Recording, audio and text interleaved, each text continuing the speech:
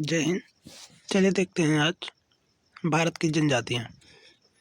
आज हम चर्चा करेंगे भारत की जनजातियाँ। ठीक है, देखिए सबसे पहले तो जनजाति किसे कहा जाता। देखिए इसमें देखिए जो महत्वपूर्ण चीज़ें उस पर टिक लगा है।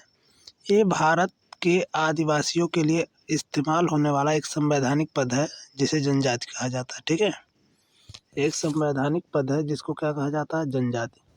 फिर आगे देखिए 2011 की जनगणना के अनुसार कुल जनसंख्या का 8.6% जनजातियाँ पाई जाती हैं, यानी 8.6% पूरे भारत में जनजाति पाई जाती है। आगे भारत में सबसे अधिक जनजातियाँ मध्य प्रदेश में पाई जाती हैं, एमपी में। ठीक है, और एमपी की कुल आबादी का 21% लोग लगभग जनजाति हैं। ठीक है, 21% यानी 100 में 21% जनजाति वहाँ पाई जाती है एमपी में। ठीक है, और प्रतिशतता के आधार पर अगर पूछ लेगा तो सबसे ज़्यादा लक्षद्वीप में पाई जाती हैं, 94.8%। फिर जनगणना के अनुसार यानी 2011 वाली जनगणना के अनुसार पंजाब, हरियाणा, चंडीगढ़, दिल्ली और पुदुचेरी में कोई भी जनजाति निवास नहीं करती। कहने का मतलब है यहाँ उनका पुश्तैनी घर नहीं है। बाकी बाद में जाकर बहुत सारी जनजातियाँ मतलब रोजी रोटी के चक्कर में अपना इधर उधर बस जाते हैं, वो अलग चीज़ है। फिर भारत का सबसे बड़ा जनजातीय समुदाय जो है भील है। ठीक है, भील ये देख सकते हैं यहाँ पर लगभग 17 मिलियन। ठीक है, और गोंड जो है 13 मिलियन, गोंड जनजात 13 मिलियन। आगे आइए देखते हैं झारखंड। अब देखिए झारखंड में संथाल सबसे महत्वपूर्ण है और ये सबसे बड़ी जनजाति वहाँ की है। संथाल में विवाह के जो विवाह होता है उसे बुपल कहा जाता है या बुपल के नाम से जानते हैं। ठीक है, संथाल जनजाति पश्चिम बंगाल में भी कुछ अच्छी मात्रा में पाई जाती है। और वहीं उराव जनजाति कुरुख भाषा बोलते हैं, कुरुख, और इसलिए इन्हें कुरुख जनजाति भी कहा जाता है। हो जनजाति ये भी देखिए झारखंड की महत्वपूर्ण जनजाति है जो छोटा नागपुर क्षेत्र में रहती है। ठीक है, और एक है नागपुर महाराष्ट्र में, लेकिन छोटा नागपुर झारखंड में। ठीक है, और यहाँ की जनजातियों में दो तरीके के विवाह हैं। वो जनजाति में एक अंडी है, एक ओपोर तिप विवाह प्रचलित है। अब देखिए अंडी विवाह क्या होता है। अंडी विवाह जो बातचीत के द्वारा होता है, अरेंज मैरिज जिसको आप लोग कहते हैं, और ओपोर तिप विवाह जो होता है वो अपहरण के द्वारा होता है, मतलब हो जाता है। इसमें कैसे क्या किसी लड़की का अपहरण कर लेते हैं या कह सकते हैं भगा उगा ले जाते हैं। ठीक है, तो इस तरह का विवाह होता है। अब देखें झारखंड का ये नक्शा है जिसमें संथाल, उरांव और हो, और एक जनजाति और यहाँ महत्वपूर्ण है, मुंडा। झारखंड में मुंडा, इसको आप इस तरह से याद रख सकते हैं। देखिए संथाल,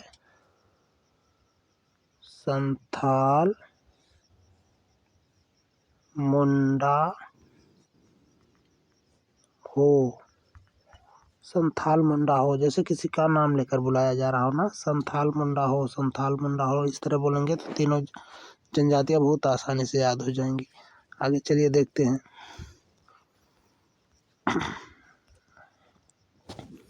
अगली जनजाति। अच्छा आगे है, फिर देखिए ये जनजातियों के आने का क्रम है कैसे कैसे। मंगोलाइड प्रजाति के लोग ज़्यादातर पूर्वोत्तर भारत में आए, जिसमें लेपचा है, कुकी है, खासी है। ठीक है, ये सारी जनजातियाँ आई। और निग्रोटो प्रजाति के लोग ज़्यादातर ये अंडमान क्षेत्र में आए। ठीक है, जारवा है, औंज है, सिम्पसन है या सेम्पेन है, ये सब इधर आए। और ये निग्रोटो जनजाति के लोग यहाँ भी पाए जाते हैं, केरला वाले क्षेत्र में। ठीक है, फिर आगे प्रोटो ऑस्ट्रेलियन जनजाति, ये दक्षिण मध्य भारत में रहती हैं, दक्षिण मध्य भारत में, है ना। तो एक द्रविड़ परिवार से संबंध रखती हैं। तो इस तरह से ये प्रजातियों का आने का जो क्रम रहा है, ठीक है, इस तरह से रहा। आगे देखिए अंडमान निकोबार द्वीप समूह में कौन कौन सी जनजातियाँ, तो जारवा सबसे महत्वपूर्ण यहाँ का है। जारवा सबसे प्राचीन जनजाति है। ठीक है, ये भारत की सबसे प्राचीन जनजाति है जो 5000 साल पुरानी मानी जाती है, ठीक है। और लेकिन अब जनसंख्या इनकी कम हो गई है, 250 से लेकर 450 के इर्द गिर्द ये बच्चे हैं, इस तरह से लोगों का मतलब मानना है। फिर आगे देखिए, अंडमान निकोबार में आज शैम्पेन और सेंटलीज जो है भारत के सबसे खतरनाक जनजाति मानी जाती है। सेंटलीज ये लोग बड़े निर्दयी टाइप के होते हैं, तीर और धनुष लेकर हमेशा चलते हैं, किसी भी बाहरी व्यक्ति को ये मार देते हैं, ठीक है। आगे झारखंड में देखिए, मुंडा हम बता ही दिए, अभी भी मुंडा बता दिए, ठीक है। और इसके अलावा उरांव है, हो है, मुंडा है, ये लोग अनेक त्यौहार मनाते हैं, जिसमें सरहुल है, फागु है, भागे है, ठीक है। सरहुल एक प्रकार का फूलों का त्यौहार बहुत पूछा जाता है सरहुल। तो संथाल, उरांव, हो, मुंडा, ठीक है। संथाल, उरांव, हो, मुंडा ये सब कहाँ की जनजातियाँ हैं? झारखंड। बैगा जनजाति जो है ये भी झारखंड में पाई जाती है, ये भी महत्वपूर्ण है। और सबसे अधिक बैगा जनजाति के लोग मध्य प्रदेश में निवास करते हैं। मध्य प्रदेश में सबसे ज़्यादा बैगा जनजाति के लोग निवास करते हैं, इतना ध्यान रखिएगा। आगे चलिए, फिर उत्तराखंड एवं उत्तर प्रदेश। देखिए दोनों कह सकते हैं कि काफ़ी उत्तराखंड और उत्तर प्रदेश से काफ़ी ऐसी जनजातियां हैं जो दोनों में मिलती जुलती हैं, ठीक है।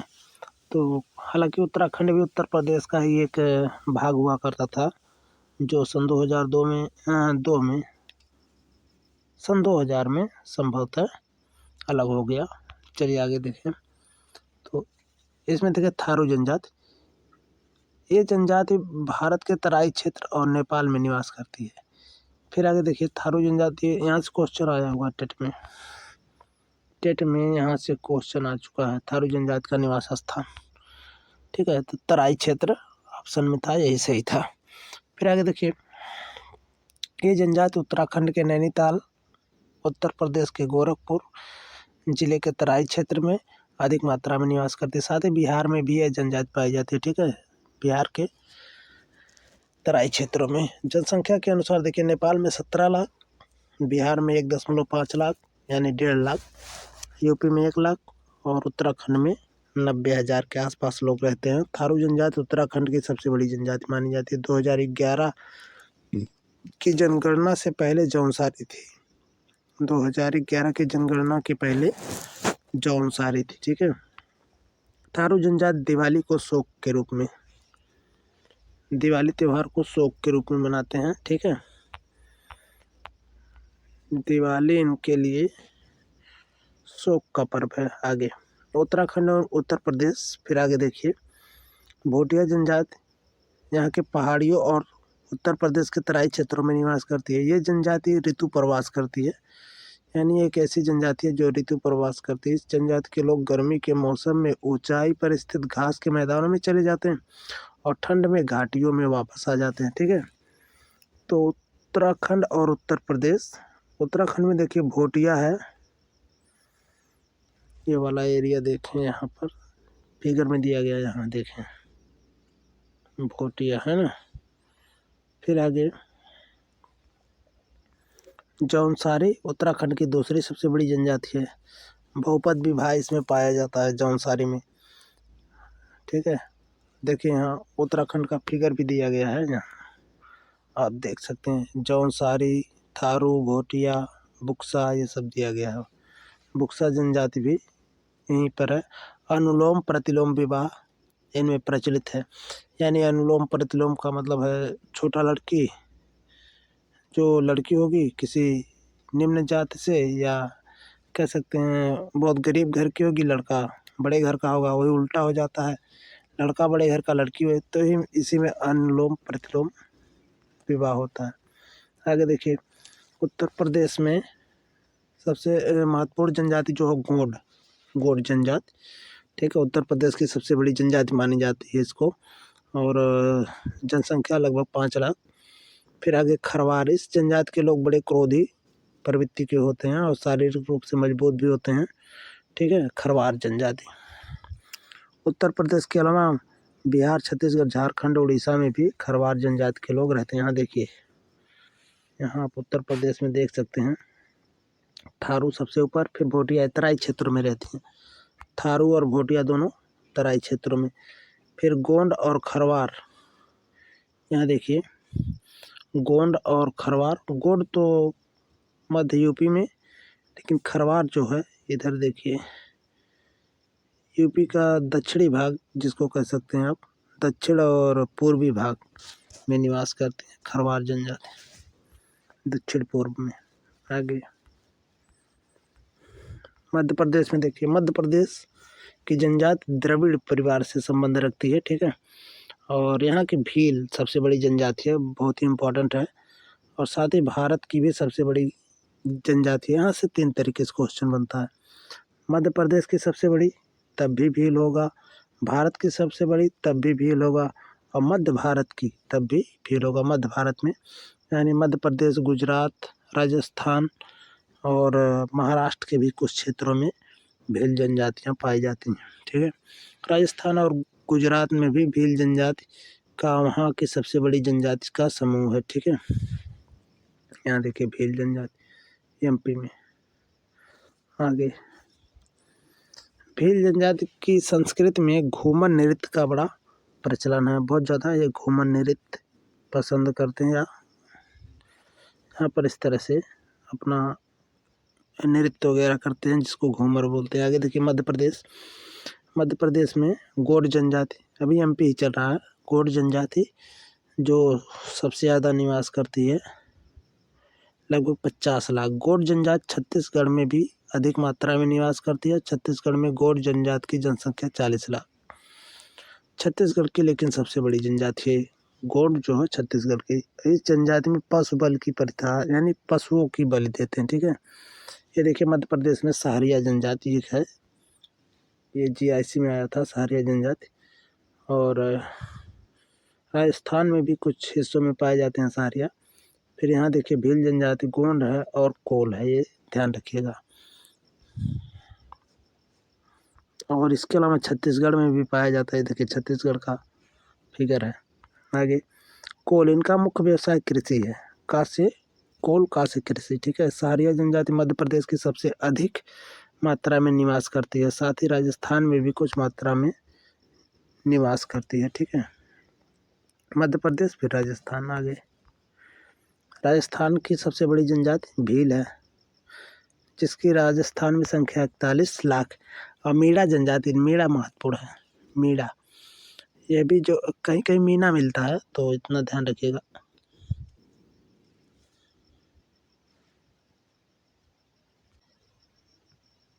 चलिए देखते हैं, राजस्थान की सबसे बड़ी जनजाति भील है, जिसकी जनसंख्या 41 लाख। मीणा दूसरी जनजाति है, जिसकी संख्या जो है 37 लाख। और ग्रासिया, ये जनजाति पश्चिमी राजस्थान में पाई जाती है, जो ग्रासिया नृत्य जैसे गरबा कूदा करके अपने पैसे कमाती है और जीविका चलाते हैं। हालांकि गरबा जो नृत्य अगर पूछा जाएगा गुजरात हो जाएगा। मंगानियर, यह जनजाति जो है रेगिस्तानों में निवास करती है वहाँ, ठीक है। और मुस्लिम जनजाति से संबंध रखती है। तो यहाँ देख सकते हैं आप, राजस्थान में ऊपर सहारिया यानी उत्तर की तरफ, और इधर पूरब की तरफ ग्रासिया, पूरब की तरफ ग्रासिया, और इधर देखिए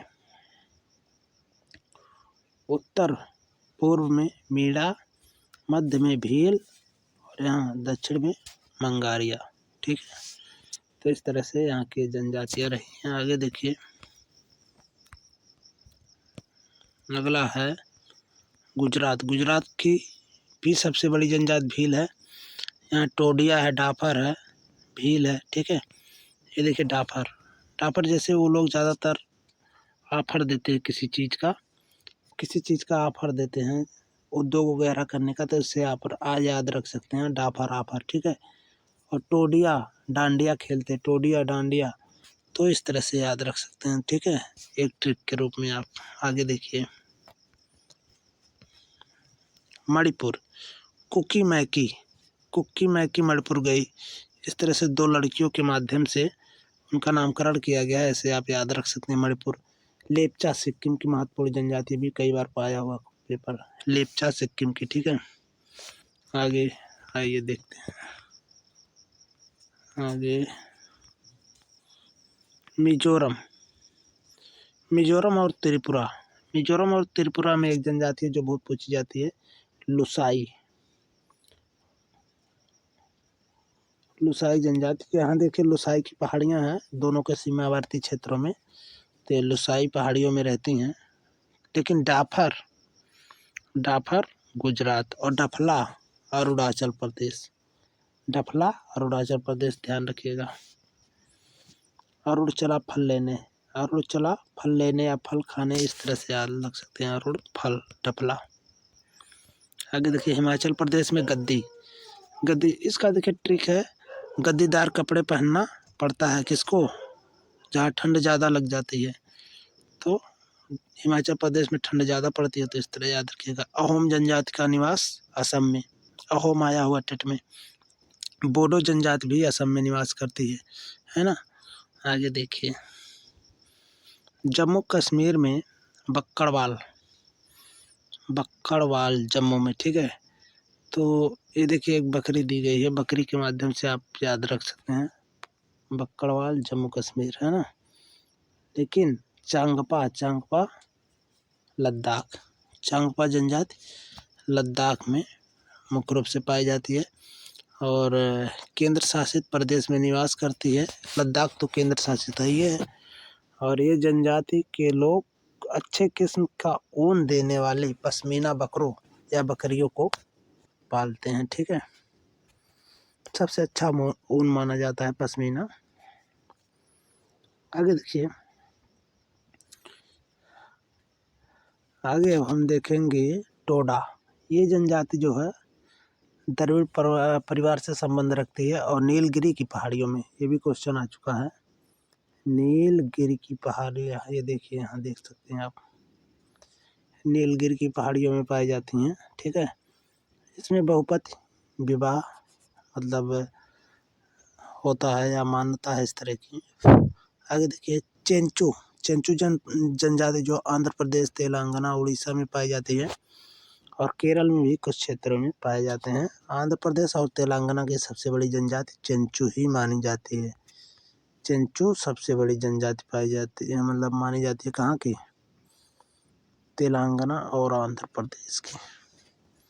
आगे मेघालय, मेघालय में देखिए, मेघालय में जो जनजातियाँ देखिए, गारो, मिकी, खासी, निंजा, जयंतिया। गारो, खासी, जयंतिया यहाँ की पहाड़ी भी है ना, तो इस तरह से भी आप रख सकते हैं, देखिए मतलब याद कर सकते हैं, समझ सकते हैं, अपने दिमाग में रख सकते हैं। आगे देखिए गारो की, खासी, मिंकी की, निंजा की, जयंती मेघा ने बना ली, इस तरह से छोटा सा ट्रिक के माध्यम से भी याद रख सकते हैं।